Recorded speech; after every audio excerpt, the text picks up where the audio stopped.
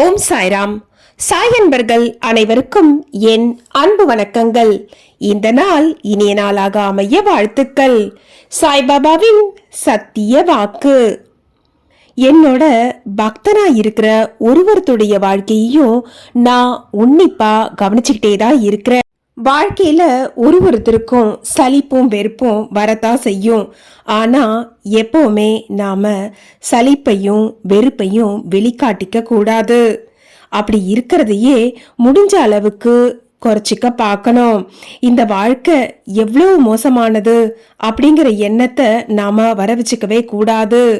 இந்த வாழ்க்கையை வாழறதுக்காகத்தான் கடவுள் நம்மளை படைச்சிருக்கிறாரு. தீய எண்ணங்கள் நிரம்ப பெற்றிருக்கக்கூடிய ஒரு மனுஷனுக்கு கடவுளை பத்தின எண்ணமே வராது. எண்ணமே வராத போது கடவுளுடைய நாமத்தை சொல்றதுக்கான பாக்கியம் எப்படி கிடைக்கும்? ஆனா நீயோ என்னோட நாமத்தை எப்பவுமே நினைச்சுக்கிட்டே இருக்க, சொல்லிக்கிட்டே இருக்கிற. என்னுடைய நாமத்தை உச்சரிக்கிறது மட்டும் இல்லாம நீ அதை சொல்றதுனால வரக்கூடிய அந்த ஆனந்தத்தை அனுபவிக்கவும் செய்யற. அப்படி இருக்கும்போது நீயே எப்பவுமே வருத்தத்திலையும் துக்கத்திலையும் உன்னையே போட்டு புதைச்சிக்கிற. மனுஷனா பிறந்தா எப்பவுமே எல்லாத்தையும் தாண்டி வந்துதான் ஆகணும். மனுஷனா ஜென்மம் எடுத்ததுக்கே அவரவர் கர்ம வினைய கழிச்சு தீக்கணுங்கிறதுக்காகத்தான் நாம இந்த மனுஷ பிறவியை எடுத்திருக்கோம் அப்படிங்கிறத உணர்ந்தாலே போதும். அந்த கர்ம வினைய அனுபவிக்காம அது எப்படி தீரும்? கர்ம வினைய அனுபவிச்சு தீத்தே ஆகணும். உலகத்தையே காக்கக்கூடிய கடவுளுக்கே அந்த நிலைனா நாமெல்லாம் ஏமாத்துறோம். கிருஷ்ணரோட தாய் தந்தையரை பாத்தியானா சிறையில தான் அவரை பெற்றெடுத்தாங்க. அவங்க வாழ்க்கையில பல கஷ்டங்களை அனுபவிச்சாங்க. இருந்தாலும் ஒரு காலகட்டம் வரைக்கும் அவங்க பொறுமையா இருந்துதான் ஆக வேணுமா இருந்தது. அது போலத்தான் கடவுளாவே இருந்தாலும் கஷ்டத்தை அனுபவிச்சு தீக்கணும்னு இருக்கும்போது நாமெல்லாம் ஏமாத்துறோம்.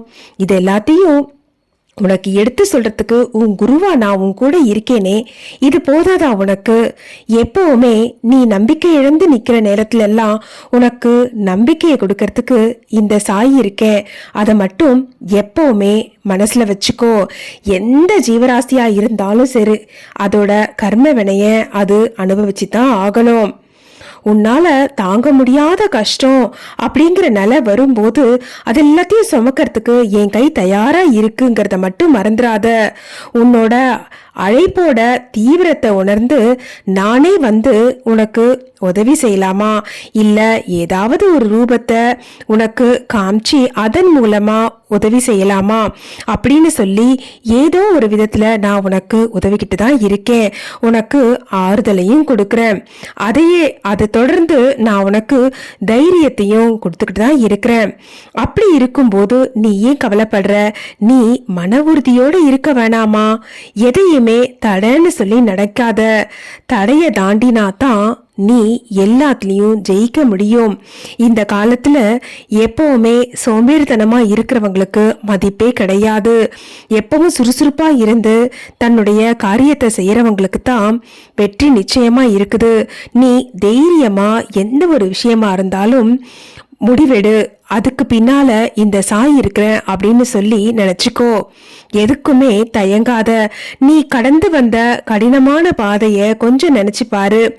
இப்போ என் கைய பிடிச்சுக்கிட்டு நீ வரும்போது அதே கடினமான பாதை எந்த அளவுக்கு சுலபமா இருக்குதுங்கிறதையும் நீ நினைச்சு பார்த்துக்கோ. ஏன்னா உன்னோட பாரத்தையும் நான் சுமக்கிறேன். உனக்கு வரக்கூடிய தடைகள் எல்லாத்தையும் கொஞ்சம் கொஞ்சமா நான் விலக்கிக்கிட்டு தான் இருக்கிறேன். நான் உன் கூட இருக்கும்போது எதுக்கு நீ கவலைப்படுற? நான் காப்பாத்துவேங்கிற நம்பிக்கை மட்டும் உன்கிட்ட இருந்தா போதும். இனி உன் வாழ்க்கையில கவலை அப்படிங்கறதே இல்லாம போயிடும். கவலைப்படுறத முதல்ல நிறுத்து. இந்த சாயிய நினைக்கிற இல்லையா? இந்த சாயியோடைய நாமத்தை சொல்ற இல்லையா? நம்பிக்கையோட சொல்லு. உன்னுடைய நம்பிக்கை தான் உன்னோட பலம். அதோட இந்த சாய் இருக்கிற உனக்கு முழு பலத்தை கொடுத்து இந்த வாழ்க்கையில வரக்கூடிய எல்லா போராட்டங்கள்லயும் உன்னை ஜெயிக்க வச்சு நிம்மதியா வாழ வைப்பேன். இது உன்னோட சாய் உனக்கு கொடுக்கிற வாக்குறுதி. மற்றும் ஒரு அற்புதமான பதிவோடு உங்கள் அனைவரையும் மீண்டும் சந்திக்கிறேன். நன்றி, வணக்கம். ஓம் ஸ்ரீ சாய்ராம்.